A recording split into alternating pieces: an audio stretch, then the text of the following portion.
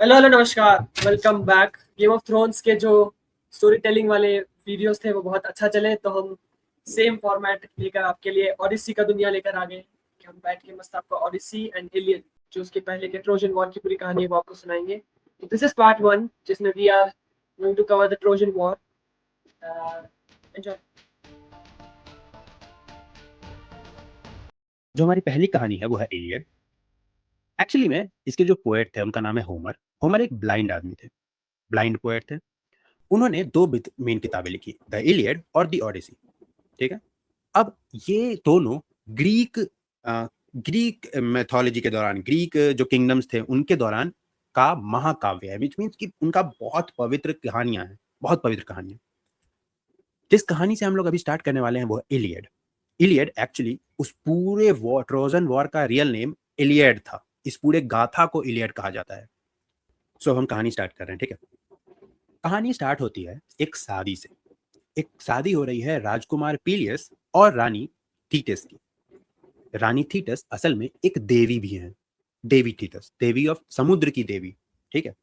अब ऑब्वियसली किसी देवी का शादी हो रहा है तो वहां भगवान लोग भी आएंगे। ठीक है। तो आते हैं वहां देवताओं के राजा ज्यूज, भगवान ज्यूज, और उनकी वाइफ देवताओं की रानी हेरा। ठीक है। उसके साथ आती हैं ज्यूज की बेटी अथीना। ओके। अथीना को युद्ध और बुद्धि की देवी कहा जाता है। और वहां आती हैं देवी एफ्रोडाइटी। एफ्रोडाइटी को ब्यूटी की देवी कहा जाता है। सारी देवी देवताएं तो आते हैं, सारे देवी देवता आते हैं, लेकिन नहीं बुलाया जाता है देवी इरिस को। इरिस जलन और गुस्से की देवी थी, कलेश की देवी थी। तो ऑब्वियसली किसी शुभ मुहूर्त पे सीधे शादी हो रहा है तो कलेश की देवी को क्यों बुलाया जाएगा, है ना। लेकिन जब उनको ये मालूम चलता है कि उनको नहीं बुलाया गया, सबको बुलाएगा, तो वो और गुस्सा हो जाती है और वो बिना बुलाए शादी में आ जाती हैं। अब शादी में आने के बाद वो क्या करती हैं कि जो टेबल था उस पर रखती हैं एक गोल्डन एप्पल। उस गोल्डन एप्पल पे लिखा हुआ था कलिस्ती। कलिस्ती ग्रीक में, कलिस्ती का मतलब होता है for the most beautiful, which means कि ये एप्पल सबसे सुंदर के लिए है, मोस्ट ब्यूटीफुल वुमेन। अब वहां जितनी भी औरतें थी सब लोग आपस में डिसाइड करने लगते हैं कि मुझे मिलेगा, मुझे मिलेगा, लेकिन बाकी लोगों की क्या औकात अगर देवियां भी वहां मौजूद हैं। तो ऑब्वियसली एंड में इन तीन देवियों पर जाता है, जो कि है जूस की वाइफ हेरा, जो कि देवताओं की रानी है। सेकंड अथीना, जो कि बुद्धि और वो युद्ध की देवी है। और थर्ड एफ्रोडाइटी, जो कि सुंदरता की देवी है। इन तीनों में आपस में होते होने लगता है कि लड़ाई, की मैं लूंगी, मैं लूंगी, एप्पल मेरा है। तीनों जब नहीं सॉल्व कर पाते हैं तो आप ये लोग जाते हैं राजा ज्यूस के पास। बोलते हैं ज्यूस, अब ज्यूस सॉल्व करेगा भाई, इन लोग, हम लोग से नहीं हो रहा है, ज्यूस हमारे राजा हैं, वो सॉल्व करेंगे। ज्यूस सोचता है कि मैं अपनी बेटी, अपनी वाइफ और सुंदरता की देवी में से किसको चुनूं। बोलता है मैं, मेरे से तो संभव नहीं है भाई, ये काम एक किसी इंसान को करना चाहिए, है कि नहीं। कोई इंसान ही चुनेगा ना कौन सबसे सुंदर है। वो बोलता है कि एक आदमी है जो चरवाहा है, मतलब बेसिकली चरवाहों का जीवन जीता है, लेकिन असल में वो ट्रॉय का प्रिंस है। उसका नाम है पेरिस। वो चुनेगा तुम लोग तीनों में से कौन सबसे ज्यादा सुंदर है। अब ये पेरिस कौन है, और अगर ये राजकुमार है तो चरवाहों का जीवन क्यों जी रहा है। इसके लिए एक छोटा सा फ्लैशबैक। फ्लैशबैक में हम लोग चलते हैं ट्रॉय में। ट्रॉय जो है वो दुनिया का सबसे अमीर और दुनिया का सबसे अभेद्य किला वाला राज्य है, जिसका किला बहुत अभेद्य है। क्यों अभेद्य है? अभेद्य मतलब जिसको कोई भेद नहीं सकता, जो कोई तोड़ नहीं सकता। ठीक है। क्यों अभेद्य? क्योंकि इसे बनाया है स्वयं भगवानों ने मिलकर इसे बनाया है। ठीक है। यहाँ के जो राजा हैं वो है किंग प्रियम। ठीक है। अब ये प्रियम की एक वाइफ थी जिसका नाम है हेक्यूबा। किंग प्रियम और हेक्यूबा के टोटल 50 बेटियां हैं और 49 बेटे हैं ऑलरेडी। और हेक्यूबा 50th बेटे के लिए प्रेग्नेंट है। ठीक है। अब अपने लेबर पेन के दौरान एक दिन अचानक उसे सपना आता है, अपने प्रेगनेंसी के दौरान अचानक उसे एक दिन सपना आता है कि उसने एक जलते हुए मसाल को जन्म दिया है। वो डर जाती है कि ऐसा अजीब सा सपना क्यों आया। वो आती है अपने राजा के पास, मतलब अपने पति के पास ऑब्वियसली, और बताती है कि हम ऐसा ऐसा सपना देखें। वो सपना सुनने के बाद उस राजा की एक बेटी थी जिसका नाम था कसेंद्रा, वो डर जाती है। वो क्यों डरती है इसको समझने के लिए हम लोग एक और छोटे से फ्लैशबैक में जाते हैं। ये बेटी जब कुछ सालों पहले, बेटी सुंदर थी, तो अपोलो, भगवान अपोलो जो कि सूर्य के देवता थे, उनका दिल आ जाता है कसेंड्रा पे। तो वो इसको इम्प्रेस करने के लिए या सेड्यूस करने के लिए आते हैं, इसको एक वरदान देते हैं कि कसेंड्रा तुम फ्यूचर देख पाओगी। ठीक है। अब उनको लगता है कि ऐसा करेंगे तो कसेंड्रा खुश हो जाएगी, हमसे शादी कर लेगी। लेकिन कैसेंड्रा वो वरदान तो ले लेती है लेकिन ऐसा कुछ करती नहीं है। तो अब ईगो हर्ट हो जाता है अपोलो भगवान का। वो वरदान तो वापस नहीं लेते हैं, उसमें ट्विस्ट जोड़ देते हैं कि ठीक है तुम फ्यूचर देख तो पाओगी लेकिन तुम जो भी बताओगी लोगों को फ्यूचर, कोई तुम्हारा विश्वास नहीं करेगा कभी। हाँ, कोई मानेगा ही नहीं। अब हम लोग वापस इस टाइम पे आते हैं। कैसेंड्रा ने जैसे ही सपना सुना वो परेशान हो गई है। उसको दिखा उस वो समझ गई, वो फ्यूचर जान गई कि जो बच्चा जन्म लेगा वो पूरे ट्रॉय को बर्बाद कर देगा। वो चिल्ला चिल्ला कहने लगती है कि इसको जन्म ना हो, इसको मार दो, क्योंकि ये बच्चा जन्मेगा ना पूरा ट्रॉय को जला के राख कर देगा, ट्रॉय के पतन का कारण बनेगा। लेकिन जैसा कि साफ था कि कोई विश्वास नहीं करेगा, कोई नहीं विश्वास करता है। लेकिन राजा प्रियम ये सोचते हैं कि ये जो सपना आया है कुछ ना कुछ तो अपशगुन है, इसलिए वो बच्चे को मरने के लिए पहाड़ों पे छोड़ आते हैं। ठीक है, अब बच्चा मरने के लिए छोड़ दिया गया लेकिन वहां उसको अडॉप्ट कर लेता है एक चरवाहे का फैमिली, और वही उसको बड़ा करता है अपने साथ। उसका नाम रखता है पेरिस, और वो बड़ा होकर हैंडसम आदमी बनता है जिसको ज्यूज ने अभी चुना है इन तीनों रानियों का एप्पल किसको मिलेगा ये डिसाइड करने के लिए। ठीक है, अब तीनों रानियां आई, एक एक करके उसको उससे लालच दे रही हैं। तीनों रानियां अपना लालच देने को आई हैं, तीनों देवियां। जो हेरा हेरा है, जो कि देवताओं की रानी है, वो आके बोली कि हम तुमको साम्राज्य देंगे, तुमको राजा बना देंगे, तुम ये एप्पल हमको दे दो। ठीक है, सुना, ठीक है। पेरिस बोला ठीक है ठीक है। अथीना आप बताइए क्या दीजिएगा। अथीना बोला साम्राज्य का तुम क्या करोगे, मैं तुम्हें युद्ध और बुद्धि की सबसे सारा कला सिखा दूंगी, तुम अपना साम्राज्य खुद बना लेना। तो ये बोला ठीक है ठीक है।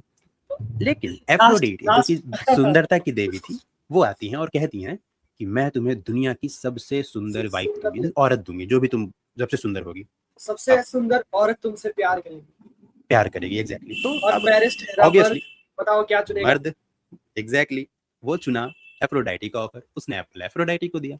अब सवाल उठता है कि दुनिया की सबसे सुंदर है कौन औरत? वो बताती है एफ्रोडाइटी कि दुनिया की सबसे सुंदर औरत है रानी Helen, Helen of Troy, Helen of, right now he is Helen of Sparta. ठीक है, ओके। अब ये हेलेन कौन है, वो सबसे सुंदर क्यों है, और ऐसा अभी है कि काइंड राइट नाउ वो हेलेन ऑफ स्पार्टा है, उसका शादी हो चुका है अभी के स्पार्टा के राजा से, जो कि है मेनेलॉस। इसका शादी कैसे हुआ, इस ये जानने के लिए हमें एक और फ्लैशबैक में जाना होगा। कुछ सालों पहले स्पार्टा में, हम लोग जा रहे हैं अब स्पार्टा में राजा टेंडेरियस और वहां की रानी लेंडा, ठीक है, राजा टेंडेरियस और वहां की रानी लेंडा की एक बेटी है जिसका नाम है हेलेन, दुनिया की सबसे खूबसूरत औरत। अब ऑब्वियसली एक राजा जिसका और कोई संतान नहीं है, ठीक है, और कोई संतान नहीं है, सिर्फ हेलेन है बेटा, बच्ची उसकी। अब उस राजा की इतनी सुंदर बेटी के कारण सारे आसपास के राजा चाहेंगे कि मेरा शादी उस हेलेन से हो जाए। ऑब्वियसली सब लोग चाहेंगे।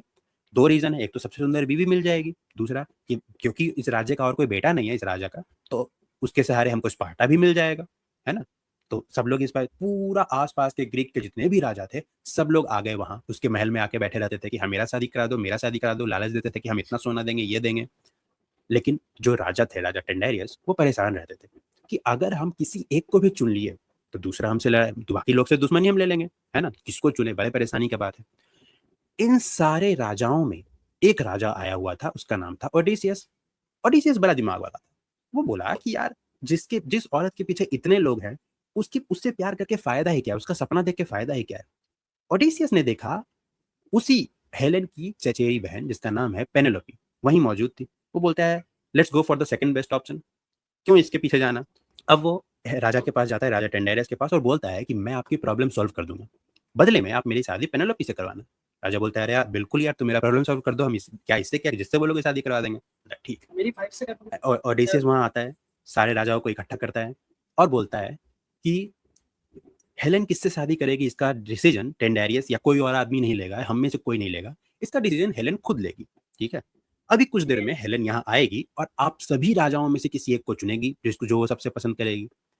उसके बाद जिसको भी वो चुन लेगी उन दोनों का शादी होगा, और बाकी सभी लोग उन दोनों के शादी का, उन दोनों के मैरिज को प्रोटेक्ट करेंगे। इसका ओथ लीजिए, ठीक है, और इसको कहा जाता है ओथ ऑफ ओडिसियस, ओडिसियस की शपथ। ओके, अब सारे लोग शपथ लेते हैं। क्यों शपथ लेते हैं? क्योंकि उनको लगता है कि हेलेन तो मुझे ही चुनेगी, हम ही सबसे अच्छे हैं भाई, हम ही को चुनेगी। ठीक है, सब लोग ओथ ले लेते हैं। अब आती है हेलेन। हेलेन जैसे ही आती है वो चुन लेती है मेनेलॉस को। ठीक है, हेलेन मेनेलॉस को चुनती है। मेनेलॉस कौन है? ये छोटा भाई है एगेमनॉन का। एगेमनॉन कौन है? ये माइसीनियम का राजा है, जो कि सेकंड सबसे रिच और सेकंड सबसे स्ट्रॉन्गेस्ट किंगडम है इस पूरे ग्रीक का। फर्स्ट कौन है? ट्रॉय। सेकंड हो गया माइसिनियम, जिसका राजा है अगेमनॉन, उसी का छोटा भाई है मेनेलॉस, जो कि जिसको हेलेन चुन ली है। और अब ये मेनेलॉस स्पार्टा का भी राजा है और हेलेन का भी पति है। और कुछ समय पीस से सब कुछ चलता है। सब लोग अपने अपने बाकी राजा इस कसम के साथ घर लौट जाते हैं कि अगर इनको इनके शादी को कोई भी डैमेज होगा, कुछ भी होगा, डेंजर होगा, तो हम लोग सब आएंगे प्रोटेक्ट करने। ठीक है, सब लोग चलेगा। अब प्रेजेंट टाइमलाइन में पेरिस को ये वादा कर दिया गया है कि पेरिस को ये वादा कर दिया गया है कि हेलेन तो तुम्ही को मिलेगी। तो सबसे पहली बात तो पेरिस एक चरवाहा है, फिर राइट नाउ चरवाहे का जीवन जी रहा है। तो सबसे पहले एफ्रोडाइटी चक्कर चलाती है, जादू चलाती है और पेरिस को वापस भेजती है ट्रॉय। जब वो ट्रॉय जाता है तो राजा प्रियम उसको अपने बेटे की तरह स्वीकार करते हैं और राजकुमार बना लेते हैं, एक्सेप्ट कर लेते हैं। जो कसांड्रा है वो चिल्ला रही होती है, नहीं इसको वापस आ गया ट्रॉय में, बर्बाद कर देगा, लेकिन कोई नहीं मानेगा क्योंकि श्राप है। अब ऐसे चक्कर चलाती है एफ्रोडाइटी, ऐसे संयोग बनाती है कि किसी डिप्लोमेटिक ट्रिप के कारण, डिप्लोमेटिक मिशन पे पेरिस को स्पार्टा भेजा जाता है। कहाँ? मेलानस और हेलेन के महल में। Diplomatic mission between Troy and Sparta. और उस टाइम पे ग्रीक में मेहमानों को भगवान माना जाता था। मेहमानों को पूरा एकदम प्रॉपर भगवान माना जाता था, उनको हर तरह का सेवा किया जाता था।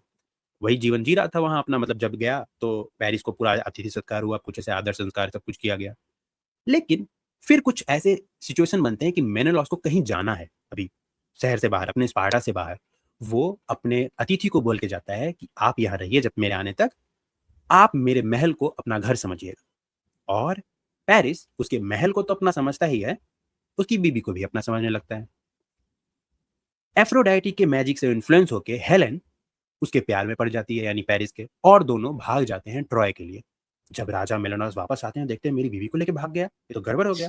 वो तुरंत रोते रोते अपने अपने भाई के पास जाते हैं, अपने बड़े भाई के पास जाते हैं कि अगेमनॉन भाई देखो मेरी बीवी को लेके भाग गया। अब अगेमनॉन बहुत शातिर आदमी था, वो देखा यहाँ अपॉर्चुनिटी है। पहली बात तो हाँ, उसने मेरे मेरे छोटे भाई की वाइफ को ले गया, ये तो है, उसको तो लाना ही है। दूसरा रीजन ये है कि वो जो पेरिस है, मतलब सॉरी, जो पेरिस है वो ट्रॉय का है, और ट्रॉय जो है वो सबसे स्ट्रॉन्गेस्ट सिटी है। अगर हम लोग पेरिस ट्रॉय को हरा देंगे तो मेरा जो सेकंड स्ट्रॉन्गेस्ट सिटी है वो सबसे स्ट्रॉन्ग है, मतलब हम सबसे स्ट्रॉन्गेस्ट राजा बन जाएंगे ग्रीक के। तो he was more interested in Troy, winning Troy, then अपने भाई की वाइफ को लाने के लिए, लेकिन स्टिल रेडी था। अब उसके सामने चुनौती था कि उसको इकट्ठा करना था सिपाही राजा। तो अब यहाँ काम आती है ओडिसियस की शपथ। जितने लोगों ने शपथ लिया था कि मेलेनॉस और हेलेन की शादी को बचाया जाएगा, उन सबको पकड़ा जाता है, बुलाया जाता है, आ जाओ। अब ओडिसियस अपने घर पे था अपनी वाइफ और अभी नवजात बच्चे के साथ। वो सोचता है यार ये ट्रॉय का युद्ध तो बहुत लंबा चलेगा, और अगर हम गए वहीं फंसे रह गए, मर गए तो क्या होगा, बच्चा को हम जब बड़ा होते नहीं देख पाएंगे। एक काम करते हैं, एक्टिंग करते हैं पागल होने का। और वो खबर फैला जाता है कि ओडिसियस पागल हो गया। एगेमनन भी बहुत चालाक, वो अपना दूत भेजता है कि जाओ जरा देखना कि ओडिसियस सही में पागल हुआ है क्या, और नहीं हुआ है तो लेके आना। अब ओडिसियस का दूत एगेमनन का दूत आया। ओडिसियस क्या कर रहा है दूत को दिखाने के लिए कि अपने खेत में, अपने जो हल है उसमें एक गधा बांधा है और एक बैल बांधा है, और अपने हाथ में बहुत सारा नमक ले लिया है, और बीज की जगह नमक छिड़कते हुए उसी गधे से अपना खेत जोत रहा है। अब देखा, लोग समझ रहे हैं कि यार ये तो पागल हो गया हमारा राजा, सब हंस रहे हैं, लेकिन ओडिसियस सोच रहा है चलो पागल ही समझ के एटलीस्ट हमको वॉर में तो नहीं जाना पड़ेगा। अगेमनन का जो दूत था वो भी बहुत शातिर था। वो क्या किया, उस बैल के, उसके जो जिस बैल और गधे के सामने उसका नया टेलेमेकस, जो नया जनवेला बच्चा था, वो रख दिया। अब अगर ओडिसियस रोक लेता है तो ये साबित हो जाएगा वो पागल नहीं है, उसको वॉर पे जाना पड़ेगा बच्चे को छोड़ के। लेकिन अगर वो नहीं रोकता है तो बच्चा मर जाएगा और वॉर पे नहीं जाएगा, पागल साबित हो जाएगा। लेकिन यहाँ पिता का दिल जीत जाता है, और ओडिसियस अपना बैल रोक देता है, विच मीन्स ये साबित हो जाता है ओडिसियस पागल नहीं है, अब उसको जाना पड़ेगा, वो चला जाता है। ओडिसियस तो आ गया जो कि सबसे बुद्धिमान था। अब अगेमनॉन बोलता है कि हमें एक और आदमी चाहिए, जो कि है अकीलिस। हाँ, अकीलिस इस पूरे दुनिया का सबसे पावरफुल आदमी है, सबसे पावरफुल, हाँ, इंसान है। अकीलिस है कौन? अकीलिस है कौन? कहानी के स्टार्ट में जो शादी हम लोगों ने देखा था, थीतिस देवी का शादी हुआ था पीलियस राजा से, ये उन्हीं दोनों का बच्चा है। ठीक है, थीतिस देवी थी, समुद्र की देवी। वो चाहती थी, और अमर थी, मतलब देवी अमर थी, वो चाहती थी कि उनका बेटा भी अमर हो जाए। इसके लिए वो अलग अलग बहुत सारे काम करती थी, रिचुअल करते रहती थी। वो एक दिन अपने बेटे को लेके गई थी अंडरवर्ल्ड, और वहां रिचुअल की, और वहां जो एक नदी अपीयर हुआ जिसका नाम है स्टिक्स नदी, उसमें अपने बेटे को डुबा दी। ठीक है, पकड़ के डुबाई। उसके डुबाने के कारण पूरा बॉडी जो अकीलिस का है वो बन गया एकदम लोहे जैसा स्ट्रॉन्ग स्ट्रॉन्ग। लेकिन एक प्रॉब्लम हो गया, उन्होंने अपने बच्चे को पैरों से एड़ी से हील से पकड़ के डुबाया था, हील से पकड़ के। एड़ी से पकड़ के डुबाने के कारण पूरा बॉडी तो डूबा, लेकिन हील जो एरिया था वो नहीं डूबा, वो सूखा रह गया, विच मीन्स कि वो उसका कमजोर बन गया। आज के टाइम पे भी ये जो वो जो वहां पर जो टेंडन होता है अपने एड़ी के पीछे, अगर किसी ने विक्रम मूवी देखा है तो जो जिस चीज को काटता है एक बंदा विलन, वो उस टेंडन को कहा जाता है अकीलीज टेंडन। और अकीलीज हील। इडियम भी है, एक मुहावरा भी है कि अगर किसी बहुत स्ट्रांग आदमी का कोई छोटा सा चीज कमजोरी हो तो जो कहा जाता है अकीलीज टेंडन। ठीक है, तो ये बहुत फेमस रहा आगे चल के। बट अकीलीज अब सिर्फ यही नहीं, उसने जो थीटिस देवी थी उन्होंने सिर्फ यही नहीं किया कि अपने बेटे का पूरा लोहे जैसा वजन कर दिया, साथ में उसको भगवान द्वारा बनाया गया कवच भी दिया, आर्मर दिया, साथ में उसको दुनिया का बेस्ट जो टीचर है उससे ट्रेनिंग दिलवाया, हर चीज सिखाया, चाहे वो सिंगिंग हो, डांसिंग हो या फिर फाइटिंग, हर एक स्किल, हर एक वेपन यूज करना सिखाया, एकदम मास्टर बना दिया उसको। लेकिन वो डरती थी कि कहीं उनका बेटा मर ना जाए। जब उनको मालूम चला थीटिस देवी को कि ग्रीक में अगेमेम्नन आर्मी इकट्ठा कर रहा है, उनको मालूम था कि आएगा अकिलीस के पास भी आएगा वो लोग, है ना। तो उन्होंने दिमाग लगाया, उन्होंने अपने एक साथी राजा जिसका जो कि राज करते थे स्काइरोथ के आइलैंड पे, स्काइरोथ के आइलैंड पे जो राजा थे उनकी 9 बेटियां थी। अब थीटिस क्या करती हैं, अकीलीस को वहां भेजती हैं और अपने बेटे अकीलीस को वहां राजा की 10वीं बेटी बना के रखने बोल देती हैं, मतलब लड़कियों के कपड़े पहन के पूरी लड़कियों की तरह रहेगा अकीलीस वहां। अब सब लोग सोचता है कि अकीलीस कहीं गायब हो गया, अकीलीस मिल ही नहीं रहा है। अगेमनन सोचता है, अगेमनन बोलता है, ओडिसियस को भेजता है, ओडिसियस सबसे दिमाग वाला है, बोलता है तुम जाओ अकीलीस को ढूंढ के लाओ। अकीलीस ढूंढते ढूंढते पूरी दुनिया पहुंचता है स्काइरॉथ। उसको मालूम चलता है कि इन्हीं 10 बेटियों में से कोई एक है अकेली, पता कैसे करें। तो अकीलीस उस राजा के सभी बेटियों के लिए गिफ्ट लेके गया था, बहुत सारा तोहफा। गिफ्ट में क्या था, ड्रेसेस थे सुंदर सुंदर, ज्वेलरीज थे सुंदर सुंदर, परफ्यूम्स थे सुंदर सुंदर, और एक बहुत अच्छा सा तलवार और ढाल था। ठीक है, वो रखता है टेबल पे, सारी बहनें आपस में देख रही हैं वैसा एक एक चीज, ये सारे गिफ्ट देखा ही जा रहा था, तभी युद्ध का बिगुल बजवा देता है ओडिसियस। युद्ध का बिगुल सुनते ही सारी बेटियां डर के भाग जाती है, लेकिन अकेलीस तलवार निकाल के खड़ा हो जाता है, अरे कौन, कहाँ आ गया, कहाँ हमला हुआ। अब पकड़ा पकड़ा गया अकेलीस, यार ये तो बेटा है, ये तो थीटिस का बेटा है, चलो चलो तुम भी चलो युद्ध में। अब तलवार अंदर सलवार। अब सारी आर्मी इकट्ठा हो चुकी है, सब लोग रेडी है, पूरा शिप रेडी है सेल करके ट्रॉय जाने के लिए।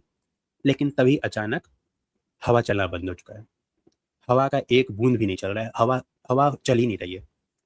अगेमनन परेशान कि भाई आर्मी अब हवा चल ही नहीं रहा है, तो आर्मी मतलब शिप कैसे सेल करेगा, लोग जाएंगे कैसे ट्रॉय। तो अब क्या किया जाए, एक काम करो, पुजारी को बुलाओ, पता चले क्या क्या प्रॉब्लम क्या है। पुजारी आता है, बोलता है शिकार की देवी जो आर्टेमिस देवी हैं वो परेशान है, वो गुस्सा हो चुकी है तुमसे।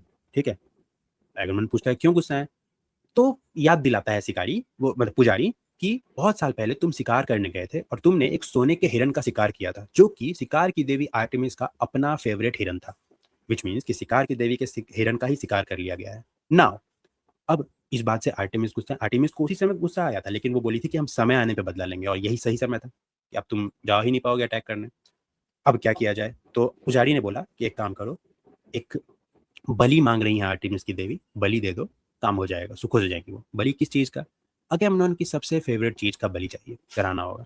अगेमनॉन की सबसे फेवरेट थी उसकी अपनी बेटी एफिजेनिया। ठीक है, अब ना चाहते हुए भी बलि तो देना पड़ेगा, क्योंकि भाई बेटी तो बाद में भी हो जाएगी, बट ट्रॉय जीतना ज्यादा जरूरी है। ठीक है, वो अपनी वाइफ क्लाइमेस्ट्रा को लेटर भेजता है कि जो अकीलीस है, दुनिया का सबसे बड़ा योद्धा, वो हमारी बेटी से शादी करना चाहता है, आ जाओ बेटी को लेके आ जाओ। कोई भी ऑब्वियसली इंसान भाई सोचेगा इतना बड़ा आदमी शादी करना चाहता है, आ जाती है बेटी को लेके, खुशी आ जाती है। लेकिन यहाँ आती है तो पता चलता है कि ये तो बलि देने वाले हैं। इफिजेनिया अपने पिता के लिए बलि देने को, खुद को सेक्रीफाइस करने के लिए रेडी हो जाती है, लेकिन क्लाइमेस्ट्रा बहुत गुस्सा करती है, वो नहीं मानती है। लेकिन उसके मानने ना मानने से क्या, पैट्रियार्कियल सोसाइटी है, उसके मानने से थोड़ी कुछ चलेगा। एट द एंड इफिजेनिया की बलि दे दी जाती है, चिता उसको आग जला दिया जाता है जिंदा। क्लेमेस्ट्रा को वापस भेज दिया जाता है, जाओ तो तुम वापस जाओ माइसेनियम, जाओ वहीं रहना। खैर, अब जिस जगह पे उसकी बलि चढ़ाई गई थी उसकी बेटी की, उस जगह पे एक सांप निकलता है और वो चिड़िया के 9 अंडों को खा जाता है। वो सांप चिड़िया के 9 अंडों को खा जाता है, और 10वीं बार में उस माँ चिड़िया को भी खा जाता है। जो पुजारी है वो इसका मीनिंग निकालता है कि जो युद्ध है वो 9 सालों तक चलेगा और 10वें साल जाके खत्म होगा। खैर, ये सब सुनने के बाद अब ये लोग सेल करते हैं, शिप निकलता है और पहुंचते हैं ट्रॉय। ट्रॉय पे पहुंचते हैं, पूरी आर्मी, ग्रीक की आर्मी, सब लोग अटैक करती है ट्रॉय पे। पता चलता है कि इसका दीवार तो टूटेगा ही नहीं, अंबुजा सीमेंट से बना, मतलब भगवानों ने बनाया है। हर तरह के, चाहे वो पत्थर फेंके, किसी भी चीज से वॉर करे, टूटता ही नहीं है, जलाने की कोशिश करो या जो करो। अब कहीं न कहीं गड़बड़ है। अभी लोग सोचते हैं कि कोई और तरीका अपनाना होगा। मीनवाइल क्या करते हैं कि जो ट्रॉय के बाहर जो समुद्र का शोर जो इलाका है, यहाँ पे पूरी ग्रीक आर्मी अपना कैंप लगा लेती है परमानेंट। पूरा एकदम बस ही जाते हैं वो लोग वहाँ। आस-पास के गाँव को लूटते हैं, वहाँ आते हैं, पूरा मार्केट-वार्केट सब बना लेते हैं। एक छोटा-सा शहर बना लेते हैं अपना, पूरी ग्रीक की आर्मी का। ये लोग का काम होता था आस-पास के गाँव को लूटना। अगर कोई इक्का-दुक्का सैनिक कभी बाहर निकल आए ट्रॉय से, तो उसको मार देना। ठीक है? जो ट्रॉय का सेनापति था उस वक़्त उस टाइम पे, वो जो कि था राजा प्रियम का बड़ा बेटा, पैरिस का बड़ा भाई, जिसका नाम है हेक्टर। हेक्टर को कहा जाता है कि ये बहुत स्ट्रॉन्ग था, बहुत स्ट्रॉन्ग, ठीक है? लेकिन ऑब्वियसली नॉट स्ट्रॉन्ग एज़ अकीलीस। अब हेक्टर अपनी बीवी-बच्चे वाला आदमी था। हेक्टर को ये भी कहा जाता है कि he was good man but at wrong side, जैसे कि कर्ण या फिर भीष्म पितामह हो गए महाभारत के, ठीक है? अब उसको अगर वो अच्छा इंसान था तो लड़ क्यों रहा था? क्योंकि ट्रॉय उसका सिटी था, उसको प्रोटेक्ट करना उसका ड्यूटी था। अब कोई आपके सिटी पे आके अटैक कर रहा है तो ये आप थोड़ी छोड़ के भाग जाएंगे कि नहीं हम अच्छे इंसान हैं उनकी तरफ से लड़ेंगे, तो गलत हो जाएगा। तो उसको लड़ना पड़ रहा था। अब ये युद्ध 9 सालों तक इसी तरह होते रहता है। मतलब वो बाहर बैठे हुए हैं, इधर से कोई निकला तो मार दिया, उधर से कोई अंदर आया कोशिश किया तो मार दिया, यही हो रहा है। 9 सालों तक कुछ नहीं होता, लेकिन 9वें साल कुछ बहुत खतरनाक होता है।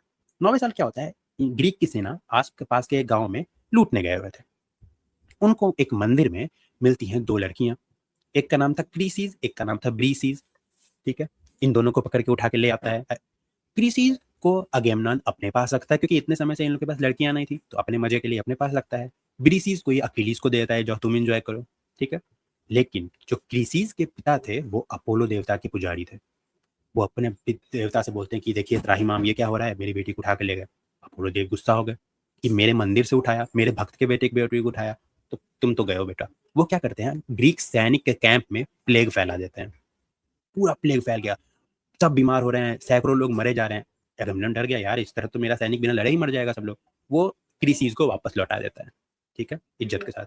लेकिन ब्रीसीस जिनका पिता नहीं था वो अपोलो का पुजारी, जिसको वो अकीलिस को दिया था, उससे वापस ले लेता है अपने पास। ठीक है, बोलता है तुम छोड़ो, अब हम मुझे राजा नहीं है, मिली, हम मुझे भी नहीं मिली। हाँ मुझे नहीं मिली, तुझे खुद रख मिली। लेता है अपने पास, हाँ अपने पास रख लेता है बेसिकली। तो अभी इस बात से अकीलिस बहुत गुस्सा हो जाता है कि ये तो मेरा अपमान है। इसके गुस्सा होने का एक और बड़ा रीजन ये था कि अकीलिस का एक दोस्त था पेट्रोक्लस, ठीक है? पेट्रोक्लस के बारे में कहा जाता है बहुत सारे वर्जन्स में कि पेट्रोक्लस और अकीलिस के बीच में रिलेशनशिप था, ठीक है? यही बात उसके कैंप वाले भी करते थे, जो कि अकीलिस को पसंद नहीं था ये सारी बातें, ठीक है?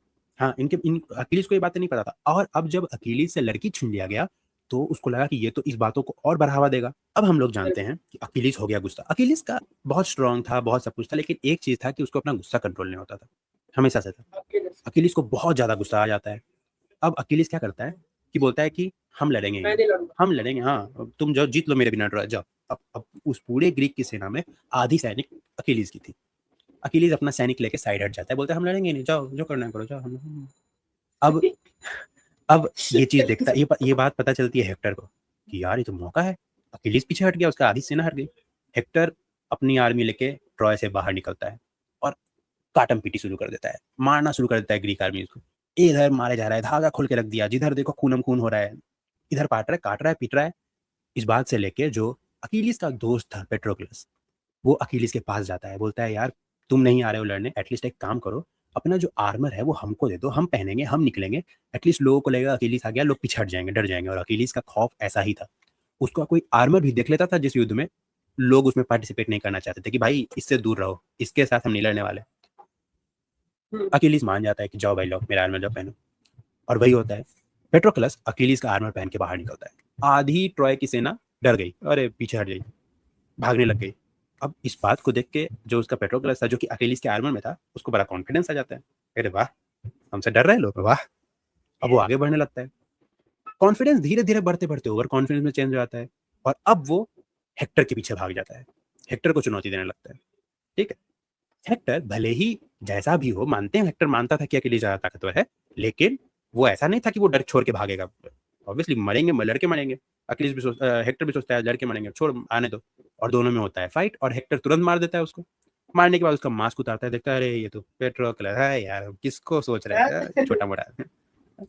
लेकिन यही बात पता चल जाती है अखिलेश को कि मेरा दोस्त मारा गया, मेरा अजीज दोस्त मारा गया। वो बहुत गुस्से में आ जाता है, बहुत ज्यादा।